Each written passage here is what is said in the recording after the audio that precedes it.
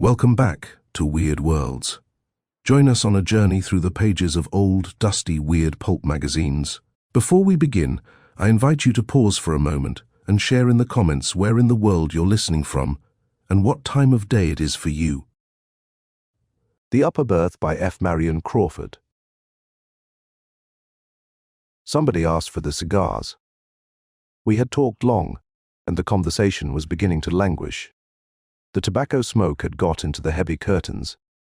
The wine had got into those brains which were liable to become heavy, and it was already perfectly evident that, unless somebody did something to rouse our oppressed spirits, the meeting would soon come to its natural conclusion, and we, the guests, would speedily go home to bed and most certainly to sleep. No one had said anything very remarkable. It may be that no one had anything very remarkable to say. Jones had given us every particular of his last hunting adventure in Yorkshire. Mr. Tompkins of Boston had explained at elaborate length those working principles, by the due and careful maintenance of which the Atchison, Topeka, and Santa Fe Railroad not only extended its territory, increased its departmental influence, and transported livestock without starving them to death before the day of actual delivery, but also had for years succeeded in deceiving those passengers, who bought its tickets into the fallacious belief that the corporation aforesaid was really able to transport human life without destroying it. Signor Tombola had endeavored to persuade us, by arguments which we took no trouble to oppose, that the unity of his country in no way resembled the average modern torpedo. Carefully planned, constructed with all the skill of the greatest European arsenals, but, when constructed, destined to be directed by feeble hands into a region where it must undoubtedly explode, unseen, unfeared, and unheard, into the illimitable wastes of political chaos. It is unnecessary to go into further details. The conversation had assumed proportions which would have bored Prometheus on his rock, which would have driven Tantalus to distraction, and which would have impelled Ixion to seek relaxation in the simple but instructive dialogues of Herr Ollendorf, rather than submit to the greater evil of listening to our talk. We had sat at table for hours. We were bored, we were tired, and nobody showed signs of moving. Somebody called for cigars. We all instinctively looked towards the speaker. Brisbane was a man of 35 years of age, and remarkable for those gifts which chiefly attract the attention of men. He was a strong man. The external proportions of his figure presented nothing extraordinary to the common eye, though his size was above the average. He was a little over 6 feet in height, and moderately broad in the shoulder. He did not appear to be stout, but, on the other hand, he was certainly not thin. His small head was supported by a strong and sinewy neck. His broad, muscular hands appeared to possess a peculiar skill in breaking walnuts, without the assistance of the ordinary cracker. And, seeing him in profile, one could not help remarking the extraordinary breadth of his sleeves and the unusual thickness of his chest. He was one of those men who were commonly spoken of among men as deceptive. That is to say, that though he looked exceedingly strong, he was in reality very much stronger than he looked. Of his features I need say little. His head is small, his hair is thin, his eyes are blue, his nose is large, he has a small moustache and a square jaw. Everybody knows Brisbane, and when he asked for a cigar, everybody looked at him. "It is a very singular thing," said Brisbane. Everybody stopped talking. Brisbane's voice was not loud, but possessed a peculiar quality of penetrating general conversation and cutting it like a knife. Everybody listened. Brisbane, perceiving that he had attracted their general attention, lit his cigar with great equanimity. "It is very singular," he continued, "that thing about ghosts. People are always asking whether anybody has seen a ghost. I have. Bosh, what, you? You don't mean to say so, Brisbane? Well, for a man of his intelligence." A chorus of exclamations greeted Brisbane's remarkable statement. Everybody called for cigars, and Stubbs the butler suddenly appeared from the depths of nowhere with a fresh bottle of dry champagne. The situation was saved. Brisbane was going to tell a story. "I am an old sailor," said Brisbane, "and as I have to cross the Atlantic pretty often, I have my favorites." Most men have their favorites. I have seen a man wait in a Broadway bar for 3/4 of an hour for a particular car which he liked. I believe the barkeeper made at least 1/3 of his living by that man's preference. I have a habit of waiting for certain ships when I am obliged to cross that duck pond. It may be a prejudice, but I was never cheated out of a good passage but once in my life. I remember it very well. It was a warm morning in June, and the custom house officials, who were hanging about waiting for a steamer already on her way up from the quarantine, presented a peculiarly hazy and thoughtful appearance. I had not much luggage. I never have. I mingled with the crowd of passengers, porters, and officious individuals in blue coats and brass buttons who seemed to spring up like mushrooms from the deck of a moored steamer to obtrude their unnecessary services upon the independent passenger. I have often noticed with a certain interest the spontaneous evolution of these fellows. They are not there when you arrive. 5 minutes after the pilot has called, "Go ahead." They, or at least their blue coats and brass buttons, have disappeared from deck and gangway as completely as though they had been consigned to that locker which tradition unanimously ascribes to Davy Jones. But at the moment of starting, they are there, clean-shaved, blue-coated, and ravenous for fees. I hastened on board. The Kamchatka was one of my favorite ships. I say was because she emphatically no longer is. I cannot conceive of any inducement which could entice me to make another voyage in her. Yes, I know what you are going to say. She is uncommonly clean in the run aft. She has enough bluffing off in the bows to keep her dry, and the lower berths are most of them double. She has a lot of advantages, but I won't cross in her again. Excuse the digression. I got on board. I hailed a steward whose red nose and redder whiskers were equally familiar to me. 105 lower berth, said I, in the businesslike tone peculiar to men who think no more of crossing the Atlantic than taking a whiskey cocktail at downtown Delmonico's. The steward took my portmanteau, greatcoat, and rug. I shall never forget the expression of his face. Not that he turned pale. It is maintained by the most eminent divines that even miracles cannot change the course of nature. I have no hesitation in saying that he did not turn pale. But, from his expression, I judged that he was either about to shed tears, to sneeze, or to drop my portmanteau. As the latter contained 2 bottles of particularly fine old sherry presented to me for my voyage by my old friend Snigginson Van Pickens, I felt extremely nervous. But the steward did none of these things. "Well, I am D, said he in a low voice, and led the way.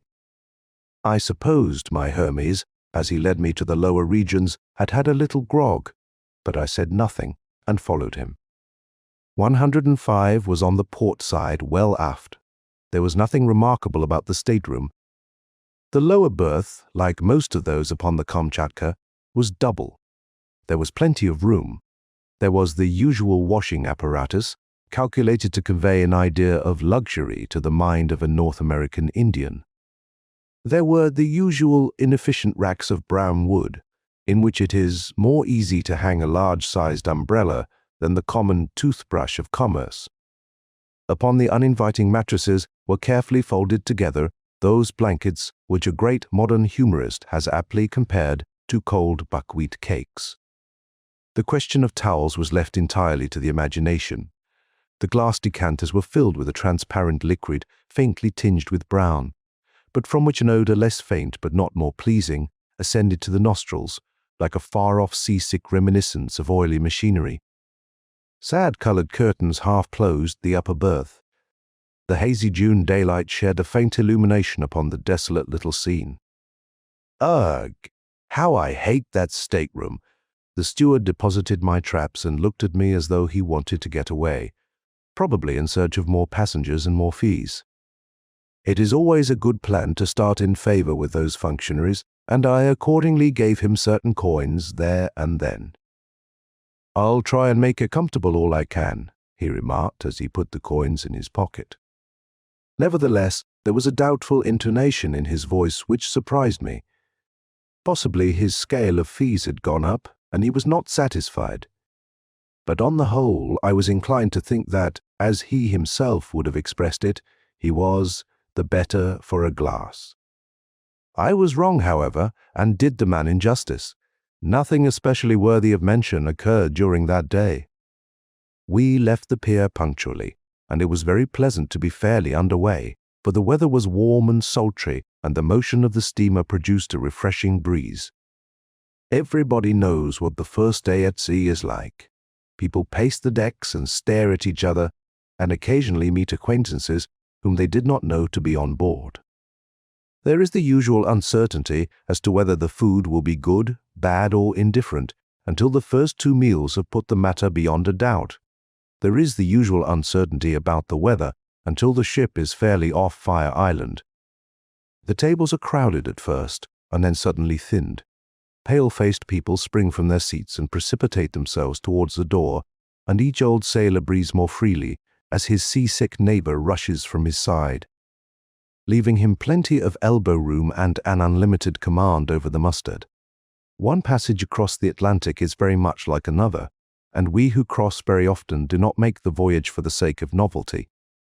Whales and icebergs are indeed always objects of interest, but after all, one whale is very much like another whale, and one rarely sees an iceberg at close quarters. To the majority of us, the most delightful moment of the day on board an ocean steamer is when we have taken our last turn on deck, have smoked our last cigar, and having succeeded in tiring ourselves, feel at liberty to turn in with a clear conscience. On that first night of the voyage, I felt particularly lazy, and went to bed in 105 rather earlier than I usually do. As I turned in, I was amazed to see that I was to have a companion. A portmanteau very like my own lay in the opposite corner, and in the upper berth had been deposited a neatly folded rug with a stick and umbrella. I had hoped to be alone, and I was disappointed, but I wondered who my roommate was to be, and I determined to have a look at him. Before I had been long in bed, he entered. He was, as far as I could see, a very tall man, very thin, very pale, with sandy hair and whiskers, and colourless grey eyes.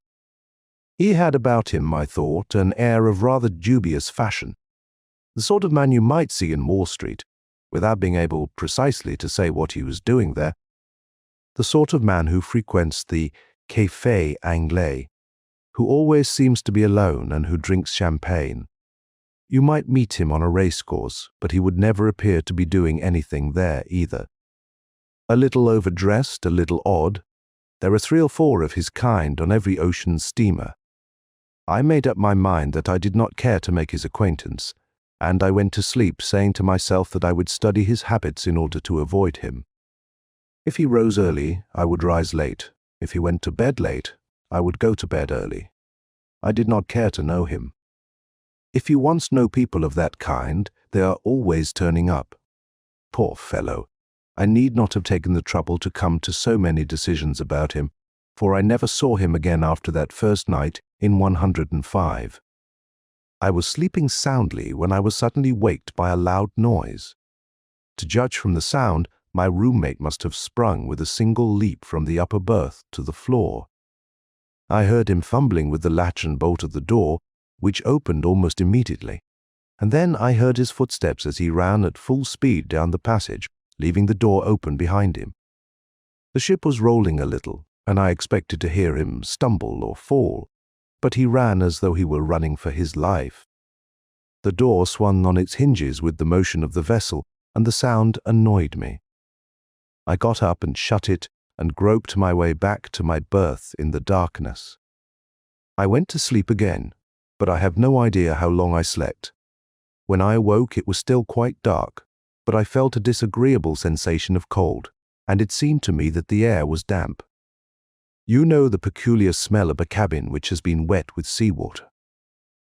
I covered myself up as well as I could and dozed off again, framing complaints to be made the next day and selecting the most powerful epithets in the language.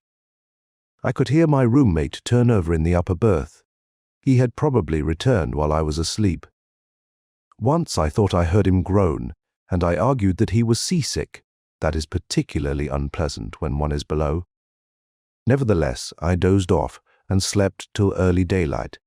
The ship was rolling heavily, much more than on the previous evening, and the grey light which came in through the porthole changed in tint with every movement according as the angle of the vessel's side turned the glass seawards or skywards. It was very cold, unaccountably so for the month of June. I turned my head and looked at the porthole, and saw to my surprise that it was wide open and hooked back. I believe I swore audibly. Then I got up and shut it.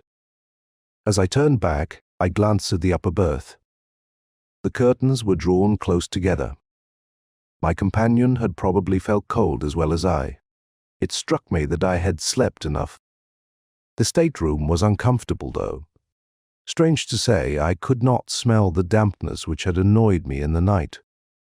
My roommate was still asleep. Excellent opportunity for avoiding him, so I dressed at once and went on deck. The day was warm and cloudy, with an oily smell on the water. It was 7 o'clock as I came out, much later than I had imagined. I came across the doctor, who was taking his first sniff of the morning air. He was a young man from the west of Ireland, a tremendous fellow with black hair and blue eyes, already inclined to be stout. He had a happy-go-lucky, healthy look about him which was rather attractive. "Fine morning," I remarked by way of introduction. "Well," said he, eyeing me with an air of ready interest. "It's a fine morning, and it's not a fine morning." "I don't think it's much of a morning." "Well, no, it is not so very fine," said I. "It's just what I call fugly weather," replied the doctor. "It was very cold last night, I thought," I remarked. However, when I looked about, I found that the porthole was wide open. I had not noticed it when I went to bed, and the stateroom was damp. "Toot, damp," said he. "Whereabouts are you?" 105. To my surprise, the doctor started visibly and stared at me. "What is the matter?" I asked. "Oh, nothing," he answered. "Only everybody has complained of that stateroom for the last 3 trips." "I shall complain too," I said. "It has certainly not been properly aired. It is a shame." "I don't believe it can be helped," answered the doctor. "I believe there is something. Well, it is not my business to frighten passengers." "You need not be afraid of frightening me," I replied. "I can stand any amount of damp. If I should get a bad cold, I will come to you." I offered the doctor a cigar, which he took and examined very critically. "It is not so much the damp," he remarked. "However, I dare say you will get on very well. Have you a roommate?" "Yes. A deuce of a fellow who bolts out in the middle of the night and leaves the door open." Again the doctor glanced curiously at me. Then he lit the cigar and looked grave. "Did he come back?" he asked presently. "Yes. I was asleep, but I waked up and heard him moving. Then I felt cold and went to sleep again. This morning I found the porthole open." "Look here," said the doctor quietly. "I don't care much for this ship. I don't care a rap for her reputation. I tell you what I will do. I have a good-sized place up here. I will share it with you, though I don't know you from Adam." I was very much surprised at the proposition. I could not imagine why he should take such a sudden interest in my welfare. However, his manner as he spoke of the ship was peculiar. "You are very good, doctor," I said. "But really, I believe even now the cabin could be aired or cleaned out or something. Why do you not care for the ship?" "We are not superstitious in our profession, sir," replied the doctor. "But the sea makes people so. I don't want to prejudice you, and I don't want to frighten you. But if you will take my advice, you will move in here. I would as soon see you overboard," he added, "as know that you or any other man was to sleep in 105. Good gracious, why? I asked. Just because on the last 3 trips the people who have slept there actually have gone overboard, he answered gravely. The intelligence was startling and exceedingly unpleasant. I confess I looked hard at the doctor to see whether he was making game of me, but he looked perfectly serious. I thanked him warmly for his offer, but told him I intended to be the exception to the rule by which everyone who slept in that particular stateroom went overboard. He did not say much, but looked as grave as ever, and hinted that before we got across, I should probably reconsider his proposal. In the course of time, we went to breakfast, at which only an inconsiderable number of passengers assembled. I noticed that 1 or 2 of the officers who breakfasted with us looked grave. After breakfast, I went into my stateroom in order to get a book. The curtains of the upper berth were still closely drawn. Not a word was to be heard. My roommate was probably still asleep. As I came out, I met the steward whose business it was to look after me. He whispered that the captain wanted to see me and then scuttled away down the passage, as if very anxious to avoid any questions. I went toward the captain's cabin and found him waiting for me. "Sir," said he, "I want to ask a favor of you." I answered that I would do anything to oblige him. "Your roommate has disappeared," he said. "He is known to have turned in early last night. Did you notice anything extraordinary in his manner?" The question, coming as it did in exact confirmation of the fears the doctor had expressed half an hour earlier, staggered me. "You don't mean to say he has gone overboard?" I asked. "I fear he has," answered the captain. "This is the most extraordinary thing," I began. "Why?" he asked. "He is the 4th, then," I explained in answer to another question from the captain. I explained, without mentioning the doctor, that I had heard the story concerning 105. He seemed very much annoyed at hearing that I knew of it. I told him what had occurred in the night. "What you say," he replied, "coincides almost exactly with what was told me by the roommates of 2 of the other 3. They bolt out of bed and run down the passage. 2 of them were seen to go overboard by the watch. We stopped and lowered boats, but they were not found. Nobody, however, saw or heard the man who was lost last night, if he is really lost. The steward, who is a superstitious fellow perhaps, and expected something to go wrong, went to look for him this morning and found his berth empty, but his clothes lying about just as he had left them. The steward was the only man on board who knew him by sight, and he has been searching everywhere for him. He has disappeared. Now, sir, I want to beg you not to mention the circumstance to any of the passengers. I don't want the ship to get a bad name, and nothing hangs about an ocean-goer like stories of suicides. You shall have your choice of any one of the officers' cabins you like, including my own, for the rest of the passage. Is that a fair bargain?" "Very," said I, "and I am much obliged to you. But since I am alone, and have the stateroom to myself, I would rather not move. If the steward will take out that unfortunate man's things, I would as lieve stay where I am. I will not say anything about the matter, and I think I can promise you that I will not follow my roommate." The captain tried to dissuade me from my intention, but I preferred having a stateroom alone to being the chum of any officer on board.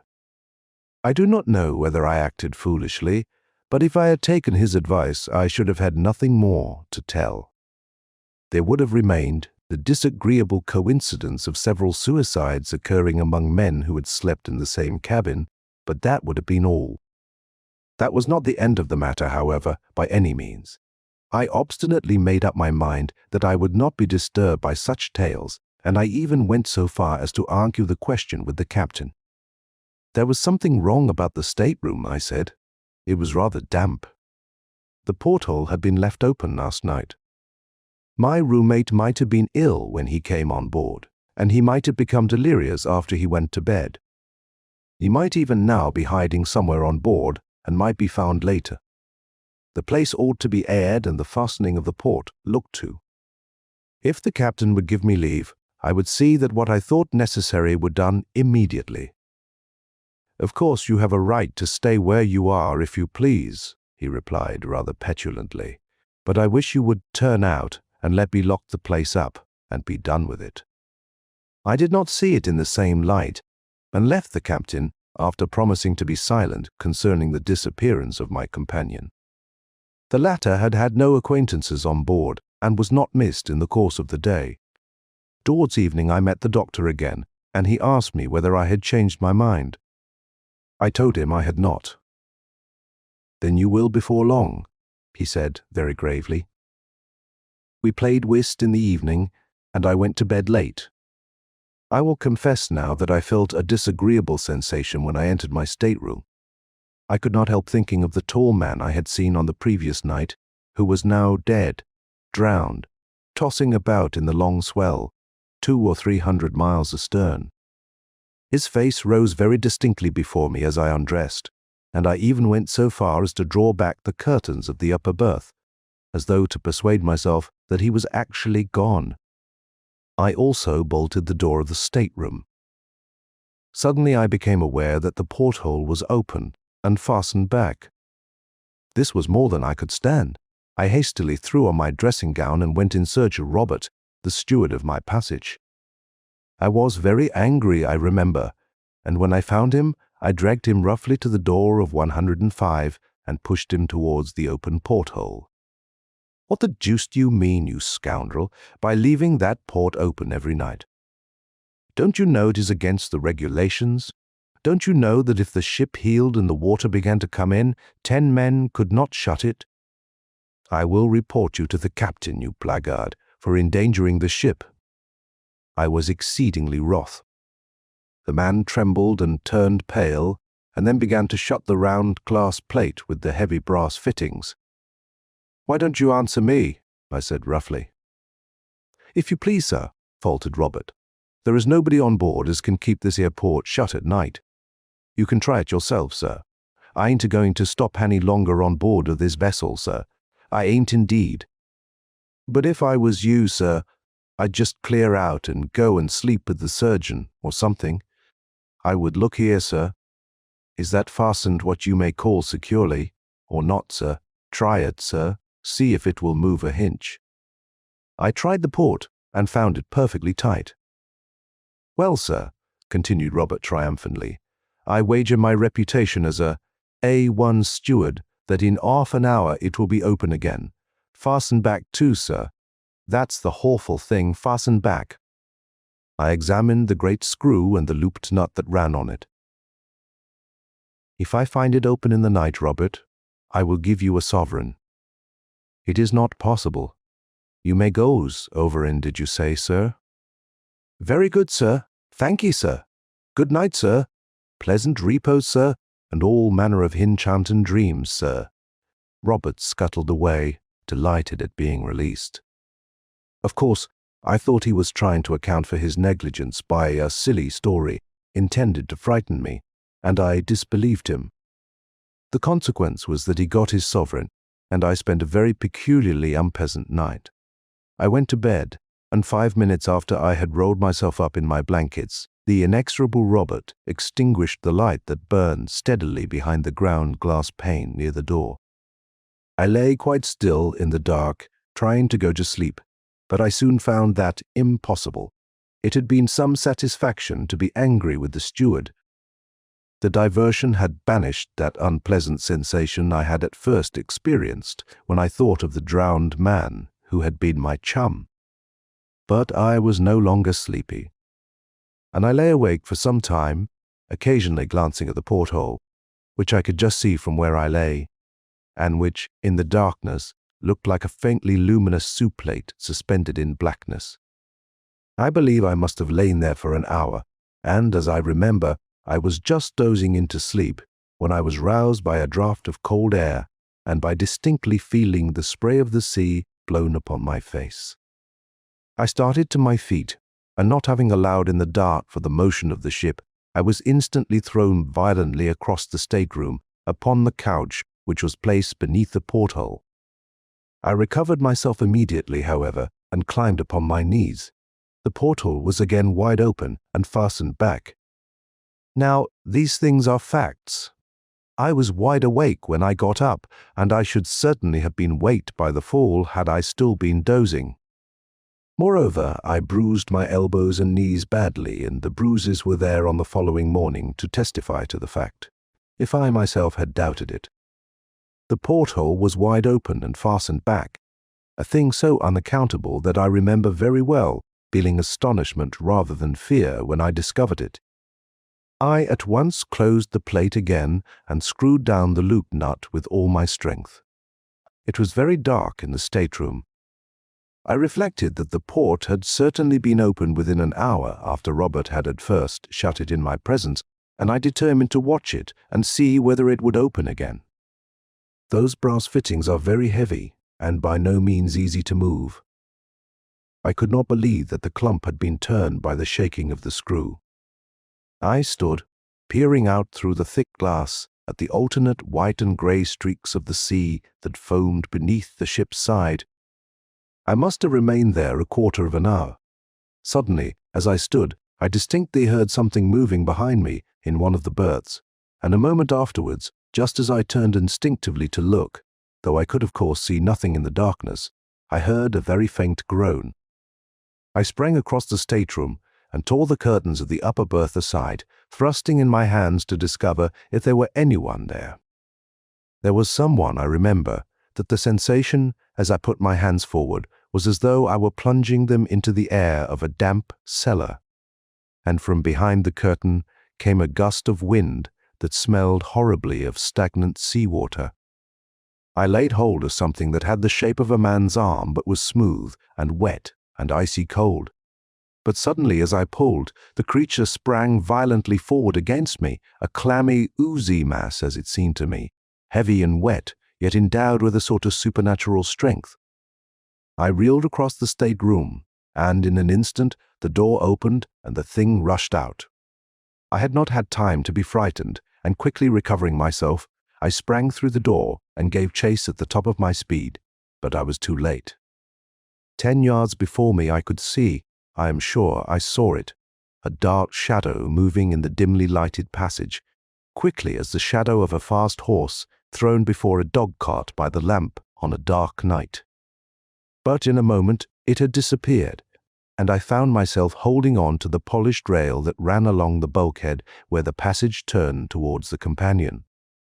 My hair stood on end, and the cold perspiration rolled down my face. I am not ashamed of it in the least. I was very badly frightened, still I doubted my senses and pulled myself together. It was absurd, I thought. The Welsh, rare bit I had eaten, had disagreed with me. I had been in a nightmare. I made my way back to my stateroom and entered it with an effort. The whole place smelled of stagnant sea water as it had when I had waked on the previous evening. It required my utmost strength to go in and grope among my things were a box of wax lights. As I lighted the railway reading lantern, which I always carry in case I want to read after the lamps are out, I perceived that the porthole was again open, and a sort of creeping horror began to take possession of me, which I never felt before nor wish to feel again. But I got a light and proceeded to examine the upper berth, expecting to find it drenched with seawater. But I was disappointed. The bed had been slept in, and the smell of the sea was strong, but the bedding was as dry as a bone. I fancied that Robert had not had the courage to make the bed after the accident of the previous night. It had all been a hideous dream. I drew the curtains back as far as I could and examined the place very carefully. It was perfectly dry. But the porthole was open again with a sort of dull bewilderment of horror. I closed it and screwed it down, and thrusting my heavy stick through the brass loop, wrenched it with all my might, till the thick metal began to bend under the pressure. Then I hooked my reading lantern into the red velvet at the head of the couch, and sat down to recover my senses if I could. I sat there all night, unable to think of rest, hardly able to think at all, but the porthole remained closed, and I did not believe it would now open again without the application of a considerable force. The morning dawned at last, and I dressed myself slowly, thinking over all that had happened in the night. It was a beautiful day, and I went on deck, glad to get out in the early, pure sunshine and to smell the breeze from the blue water, so different from the noisome, stagnant odor from my stateroom. Instinctively, I turned aft towards the surgeon's cabin. There he stood with a pipe in his mouth, taking his morning airing precisely as on the preceding day. "Good morning," said he quietly, but looking at me with evident curiosity. "Doctor, you were quite right," said I. "There is something wrong about that place." "I thought you would change your mind," he answered, rather triumphantly. "You have had a bad night, eh? Shall I make you a pick-me-up? I have a capital recipe." "No, thanks," I cried, "but I would like to tell you what happened." I then tried to explain as clearly as possible precisely what had occurred, not omitting to state that I had been scared as I had never been scared in my whole life before. I dwelt particularly on the phenomenon of the porthole, which was a fact to which I could testify, even if the rest had been an illusion. I had closed it twice in the night, and the second time I had actually bent the brass in wrenching it with my stick. I believe I insisted a good deal on this point. "You seem to think I am likely to doubt the story," said the doctor, smiling at the detailed account of the state of the porthole. "I do not doubt it in the least. I renew my invitation to you. Bring your traps here, and take half my cabin. Come and take half of mine for one night," I said. "Help me to get at the bottom of this thing." "You will get to the bottom of something else if you try," answered the doctor. "What?" I asked. "The bottom of the sea." "I am going to leave the ship. It is not canny, then you will not help me to find out." "Not I," said the doctor quickly. "It is my business to keep my wits about me, not to go fiddling about with ghosts and things." "Do you really believe it is a ghost?" I inquired, rather contemptuously, but as I spoke I remembered very well the horrible sensation of the supernatural which had got possession of me during the night. The doctor turned sharply on me. "Have you any reasonable explanation of these things to offer?" he asked. "No, you have not." "Well, you say you will find an explanation. I say that you won't, sir, simply because there is not any." "But my dear sir," I retorted, "do you, a man of science, mean to tell me that such things cannot be explained?" "I do," he answered stoutly, "and if they could, I would not be concerned in the explanation. I did not care to spend another night alone in the stateroom, and yet I was obstinately determined to get at the root of the disturbances. I do not believe there are many men who would have slept there alone after passing 2 such nights. But I made up my mind to try it, if I could not get anyone to share a watch with me." The doctor was evidently not inclined for such an experiment. He said he was a surgeon, and that in case any accident occurred on board, he must always be in readiness. He could not afford to have his nerves unsettled. Perhaps he was quite right, but I am inclined to think that his precaution was prompted by his inclination. On inquiry, he informed me that there was no one on board who would be likely to join me in my investigations, and after a little more conversation, I left him. A little later, I met the captain and told him my story. I said that if no one would spend the night with me, I would ask leave to have the light burning all night, and would try it alone. "Look here," said he, "I will tell you what I will do. I will share your watch myself, and we will see what happens. It is my belief that we can find out between us. There may be some fellow skulking on board who steals a passage by frightening the passengers.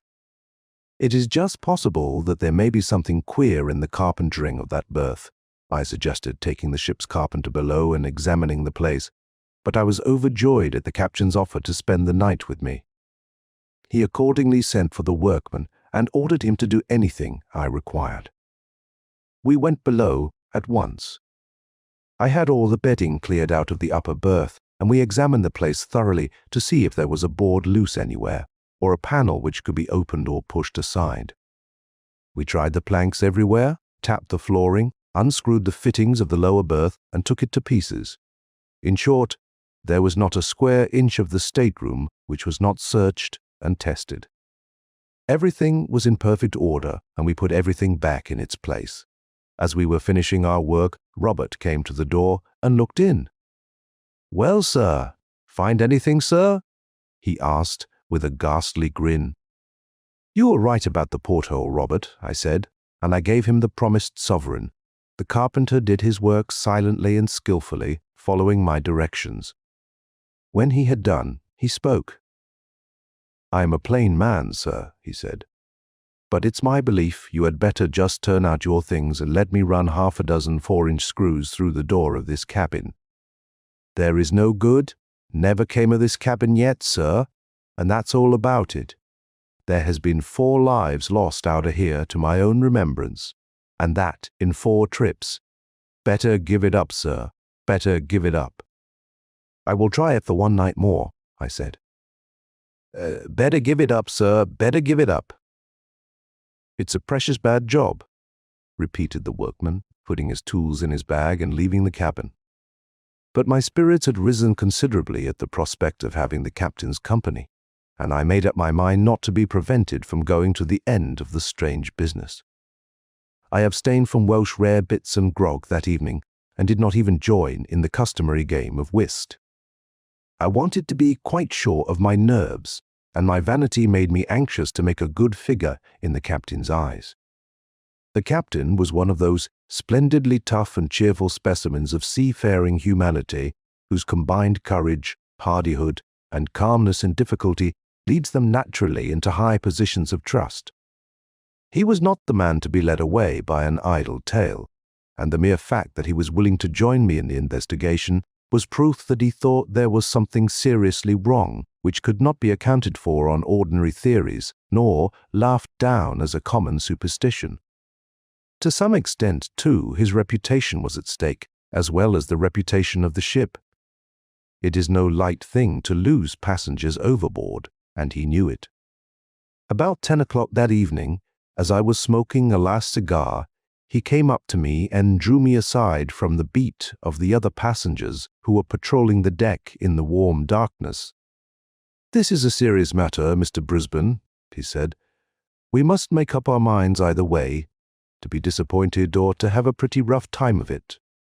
You see, I cannot afford to laugh at the affair, and I will ask you to sign your name to a statement of whatever occurs. If nothing happens tonight, we will try it again tomorrow and next day. Are you ready?" So we went below and entered the stateroom. As we went in, I could see Robert, the steward, who stood a little further down the passage, watching us with his usual grin, as though certain that something dreadful was about to happen. The captain closed the door behind us and bolted it. "Supposing we put your portmanteau before the door," he suggested.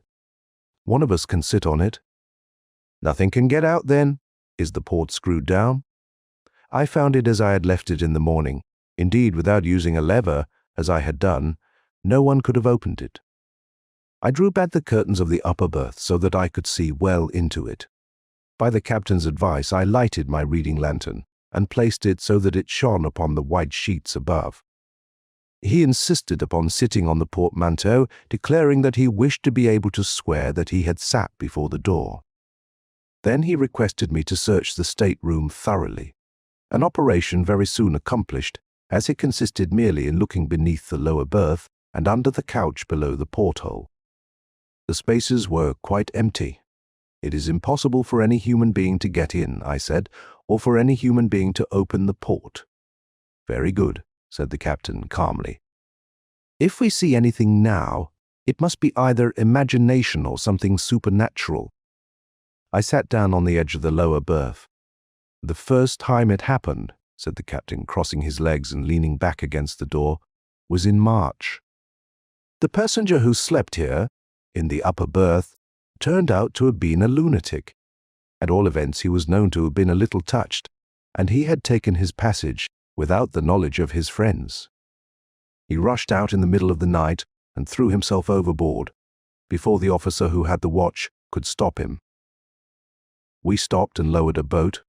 It was a quiet night, just before that heavy weather came on, but we could not find him. Of course, his suicide was afterwards accounted for on the ground of his insanity. I suppose that often happens, I remarked rather absently. Not often, no, said the captain. Never before in my experience, though I have heard of it happening on board of other ships. Well, as I was saying, that occurred in March, on the very next trip. What are you looking at? He asked, stopping suddenly in his narration. I believe I gave no answer. My eyes were riveted upon the porthole. It seemed to me that the brass loop nut was beginning to turn very slowly upon the screw, so slowly, however, that I was not sure it moved at all. I watched it intently, fixing its position in my mind and trying to ascertain whether it changed. Seeing where I was looking, the captain looked too. It moves, he exclaimed in a tone of conviction. No, it does not, he added after a minute. If it were the jarring of the screw, said I, it would have opened during the day, but I found it this evening jammed tight as I left it this morning. I rose and tried the nut. It was certainly loosened, for by an effort I could move it with my hands. The queer thing, said the captain, is that the second man who was lost is supposed to have got through that very port. We had a terrible time over it. It was in the middle of the night, and the weather was very heavy. There was an alarm that one of the ports was open and the sea running in. I came below and found everything flooded, the water pouring in every time she rolled, and the whole port swinging from the top bolts, not the porthole in the middle. Well, we managed to shut it, but the water did some damage. Ever since that, the place smells of sea water from time to time. We supposed the passenger had thrown himself out, though the Lord only knows how he did it. The steward kept telling me that he could not keep anything shut here. Upon my word, I can smell it now, cannot you? He inquired, sniffing the air suspiciously. Yes, distinctly, I said, and I shuddered as that same odor of stagnant sea-water grew stronger in the cabin. Now, to smell like this, the place must be damp, I continued, and yet when I examined it with the carpenter this morning, everything was perfectly dry. It is most extraordinary. Hello! My reading lantern, which had been placed in the upper berth, was suddenly extinguished. There was still a good deal of light from the pane of ground glass near the door, behind which loomed the regulation lamp. The ship rolled heavily, and the curtain of the upper berth swung far out into the stateroom and back again. I rose quickly from my seat on the edge of the bed, and the captain at the same moment started to his feet with a loud cry of surprise. I had turned with the intention of taking down the lantern to examine it, when I heard his exclamation, and immediately afterwards his call for help. I sprang towards him. He was wrestling with all his might with the brass loop of the port. It seemed to turn against his hands in spite of all his efforts. I caught up my cane, a heavy oak stick I always used to carry, and thrust it through the ring and bore on it with all my strength. But the strong wood snapped suddenly, and I fell upon the couch.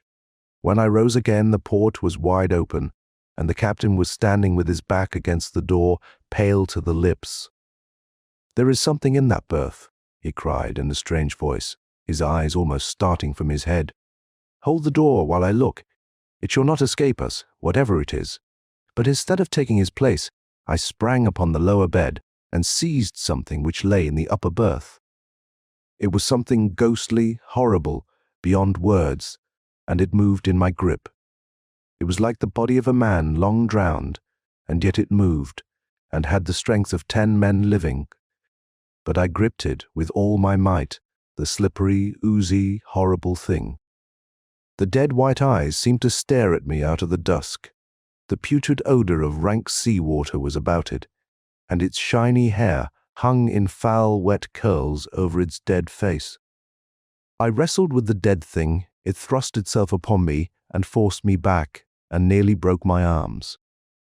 It wound its corpse's arms about my neck, the living death, and overpowered me, so that I at last cried aloud and fell, and left my hold. As I fell, the thing sprang across me, and seemed to throw itself upon the captain. When I last saw him on his feet, His face was white and his lips set. It seemed to me that he struck a violent blow at the dead being, and then he too fell forward upon his face with an inarticulate cry of horror. The thing paused an instant, seeming to hover over his prostrate body, and I could have screamed again for very fright, but I had no voice left. The thing vanished suddenly, and it seemed to my disturbed senses that it made its exit through the open port, though how that was possible, considering the smallness of the aperture, is more than anyone can tell. I lay a long time upon the floor, and the captain lay beside me. At last, I partially recovered my senses and moved, and I instantly knew that my arm was broken, the small bone of the left forearm near the wrist. I got upon my feet somehow, and with my remaining hand I tried to raise the captain. He groaned and moved, and at last came to himself. He was not hurt, but he seemed badly stunned. "Well, do you want to hear any more?" "There is nothing more. That is the end of my story." The carpenter carried out his scheme of running half a dozen 4-inch screws through the door of 105, and if ever you take a passage in the Kamchatka, you may ask for a berth in that stateroom. You will be told that it is engaged. Yes, it is engaged by that dead thing. I finished the trip in the surgeon's cabin. He doctored my broken arm and advised me not to fiddle about with ghosts and things any more. The captain was very silent, and never sailed again in that ship, though it is still running. And I will not sail in her either. It was a very disagreeable experience, and I was very badly frightened, which is a thing I do not like. That is all. That is how I saw a ghost. If it was a ghost, it was dead. And of the Upper Berth by F. Marion Crawford. If you found this story interesting, take a moment to support the channel. Hit subscribe, click the bell icon so you're notified of new stories, leave a comment, and give the video a thumbs up. Share it on your socials if you think others might enjoy weird tales. And if you'd like to go a step further in reviving these forgotten horrors, you can click the super thanks button below, or become a member of the channel. With your support, these dusty old stories may see the light once more.